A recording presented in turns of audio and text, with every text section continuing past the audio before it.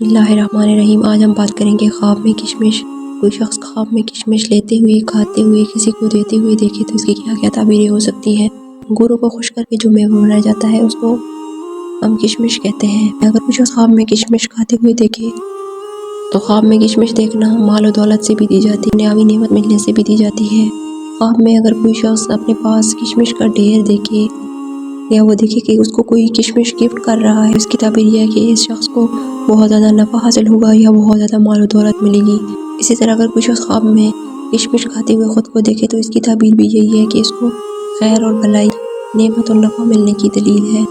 اسی طرح اگر کوئی شخص خواب میں اپنے پاس کشمش کا ڈھیر لگا ہوا دیکھے، خواب دیکھنے والا عالم ہو تو اس کی تعبیر یہ ہے کہ اس شخص کی علم کے ساتھ ساتھ دنیا بھی بڑھے گی، یعنی اس شخص کے علم میں بھی اضافہ ہوگا اور اس شخص کے مال و دولت میں بھی اضافہ ہوگا۔